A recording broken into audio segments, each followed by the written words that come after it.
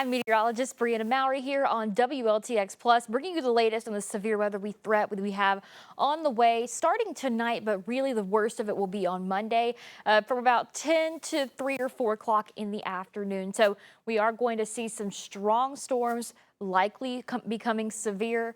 So rain and thunderstorms possible tomorrow. Watch the forecast like you're doing right now. Keep an eye on that weather for the next really the next 24 hours as this event unfolds. WLTX Plus is a great way to have a resource for alerts. We send those push notifications out as soon as a watch or warning is issued from the National Weather Service, whether it be a severe thunderstorm watch or a tornado warnings or a tornado watch even. So here's your look at what we're expecting tonight. So tonight, the severe threat is on the lower end. It's only a level 1 out of 5. A marginal risk. This is for all of South Carolina. The upstate does have a slightly higher risk, but overall pretty low tonight. So not impossible that we see a strong or severe storm, but nowhere near as likely as tomorrow. So this has actually increased overnight. So here's the threat. We look, all of the Midlands are at least enhanced. It's a level 3 out of 5. We really don't see this around here very often. And even parts of the northeastern Midlands, we've got parts of Sumter County, the edge of Richland and Fairfield counties, even Kershaw County included in that moderate level 4 out of 5 threat for severe weather. This is very high and this is rare for our area. You really don't see a threat this high, especially not every few years maybe. So very rare event.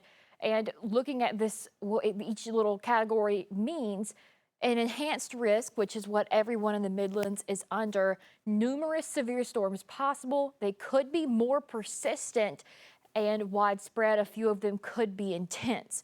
Now the moderate threat, the red polygon that you saw that includes parts of the northeastern Midlands, widespread severe storms likely.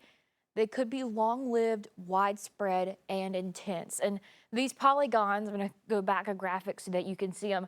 It's within severe weather occurring within 25 miles of any point on the map. So really this red, although it's focused on the northeastern counties, still could see some of those stronger storms really anywhere in the Midlands tomorrow. If you're anywhere in the Carolinas, you have a threat for severe weather. So here's our forecast tonight.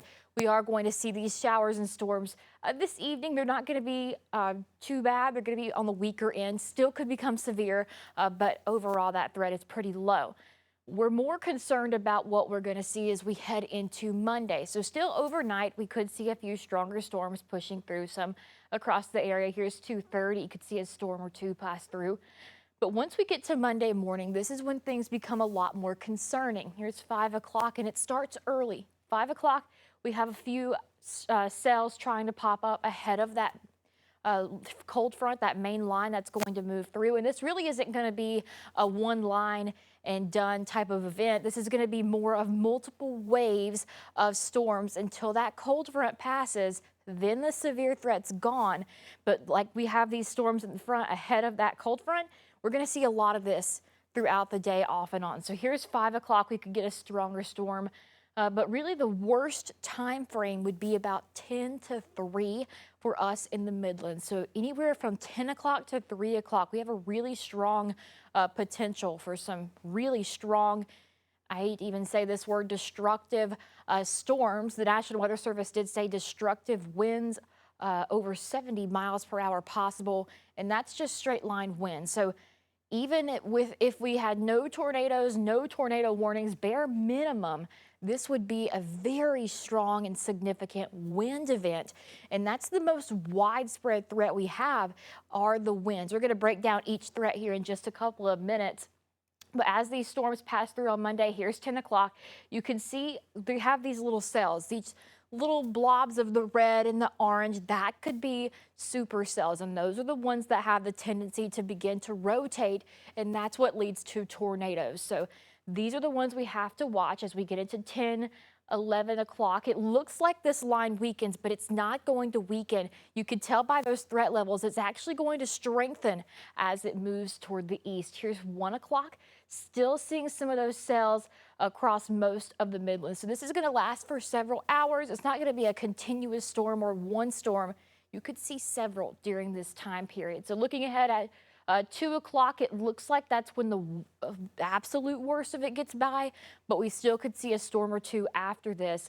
And then we could still see some lingering showers by 5. I don't think these will be severe at this point. Not impossible, but that's when that front moves through. And once that front moves through, then we're done. This is by 7, 8 o'clock Monday. So this is really going to be something you want to pay attention to all day tomorrow. So from when you wake up, really tonight before you go to bed, have the plan in place because this could start early and it could last for most of the day. By 9 o'clock, we finally have clearing skies. So here's a look at the threats.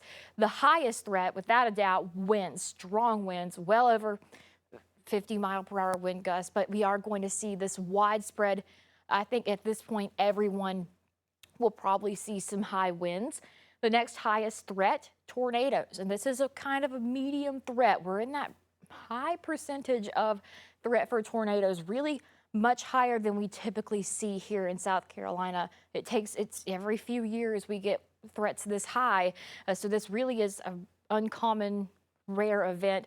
Really not concerned about flooding. These storms are going to be moving too fast. We could get some ponding of water on roadways, but that's probably about it as far as flooding goes. And of course, some hail also possible, but our highest two concerns are the damaging winds and tornadoes. So here's each individual threat. So winds, I would say that's 60 to 70, maybe higher, depending on maybe some of these storms getting in pretty intense. But you notice we have the little hatches, the little black lines. This means it could be significant winds. So, I mean, 75 plus even possible from these. So we have a high threat of that in the Midlands, very high actually. That's the highest it goes on the chart, and that's parts of the Midlands, the northeastern Midlands included in that, and the rest of the Midlands is in the high. So that's still at the top of the chart. Looking ahead at tornadoes, this threat's a little bit lower than the winds, but still very high for our area. Red is an enhanced risk, and you see the hatching there as well. This means we could see significant tornadoes. This means they could be stronger, EF2 or higher when we have that black hatching. So they could still be isolated, but they could be strong as well. We definitely want to watch out for that tornado threat tomorrow. And parts of the northeastern Midlands, again, it's those counties that are in that highest threat. That's Kershaw, Lee, Sumter, the edges of Richland and Fairfield County. But I want everyone to think that or pretend like we're in this highest threat, because it's better to be safe and prepared than wish you had done it later after the fact. So everyone is still in a potential high chance of tornadoes tomorrow. We're really going to be watching this. Hail still possible, and we could still see significant hail over an inch, but that's really not the highest concern with this system. So ways to get warnings heading into tomorrow. There's several options that you can take. So wireless emergency alerts, a lot of phones already come with this turned on. It's when the loud sound you get when we typically get severe weather, especially tornado warnings. I know Amber alerts come through on these as well. Make sure these are turned on in your phone setting. A lot of phones, you can search in the settings on a search bar. You can search wireless emergency alerts. It'll take you right to the setting to turn it on. Other options, any apps that send notifications. WLTX Plus is a great app for this. We send out the notifications when the National Weather Service issues watches and warnings. Local TV, also great options when we tune into those forecasts, and we even have live streams. Right here, we have a live stream on WLTX Plus. So local TV stations to get that forecast and monitor the updates. Social media, also great for those notifications, but with social media, you want to make sure it's a trusted source and it's current information. A lot of times some old posts can come back up and resurface, but make sure they're current updates. And then always the NOAA Weather Radio, great option. We have one of these ourselves in our weather center here. I have one of them at home, have the extra batteries, have it programmed and have it set tonight so that it's ready to go tomorrow. So that's several options. And we'd like to have at least 3 of these options so that if one of them fails or doesn't work, you have other options. So definitely want to know the difference as well. In addition to having those different ways to get alerts, once you do get alert, you want to know what it means. So a tornado watch, when one gets issued, This is not a time to panic. It's just more of get ready. So a tornado watch is issued when it's possible. All the ingredients are there. It could happen. We're watching for one. But also, this is when you want to get prepared. So the watch goes out. Here's what you do. Find that safe place. Think of it, have it in the back of your mind. These warnings, these storms are going to move fast. These warnings are going to go out quick. So when we do get a warning, you're not going to have a whole lot of time to act. So if a tornado watch goes out, you want to already have your plan in place so that when the warning does go out, you know exactly what to do and exactly where to go to keep you and your family safe. So know your safe place, the basement, interior hallways, away from windows and doors. Act again, be ready to act quickly. Then we have a warning. So if the warning gets issued, this is when you act. So it's still not a time to panic, but it's a time to, get to that safe place immediately as fast as you can.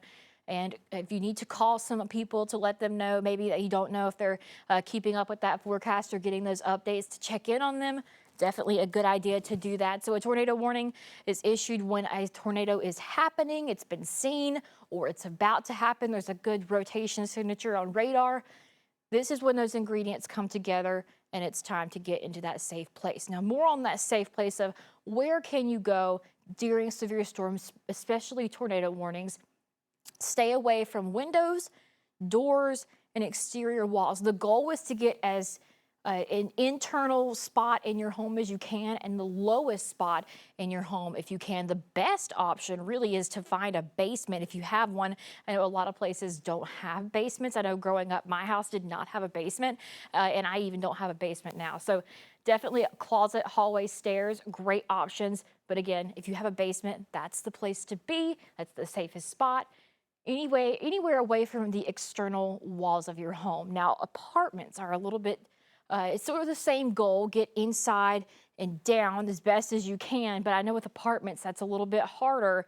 Move inward. You want to put as many walls between you and the outside as possible.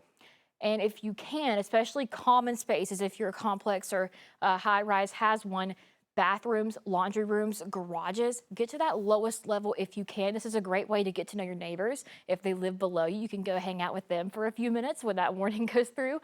But again, protect your head as well, especially if you cannot get to that lowest level. I know some apartments that's hard to do. So have a blanket, pillows, even a helmet to shield your head from debris if you're in an apartment. So once we get past this severe weather, that ends Monday night, we still have to worry about the cold that comes in. These low temperatures are going to plummet by the time we get to Tuesday and Wednesday. Tuesday's low, 32 degrees. So then at this point, we're past the severe weather. We want to bring the plants inside and protect those sensitive plants, especially Wednesday. We're going to be in the 20s. Tuesday could even be colder as well. That's definitely a chance. But looking at Thursday, we begin to warm back up, 35 for that low. Still well below our normal of 43. So this is 3 mornings you'll want to cover the plants, protect the ones that you may not be able to bring inside, and definitely going to continue to see a little bit of a warm up as we head into the end of the week. And it looks like my graphics have frozen, so I'm going to step right off screen here and get that fixed. But again, we are going to continue to see strong weather as we head into the beginning of this week. Here's another look at our kind of breaking all this back down again. Monday, 10 a.m. to 4 p.m., maybe 3, I would say, is the worst time frame of this. Rainstorms, but especially strong and severe ones, are pretty likely with this event. So again, have your plan in place. Talk with your family tonight to know, especially if you have smaller kids, what they may need to do if they're at home. I know some schools have already moved to e-learning days. So have your plan and clearly in place for you and your entire family tonight. We still have a little bit of time to prepare. So that's what we want to do before we get to this severe weather event as it unfolds tomorrow. And we'll be here at WLTX and WLTX Plus, bring you the latest updates ahead of this severe weather. Again, here on WLTX Plus, I'm meteorologist Brianna Mowry.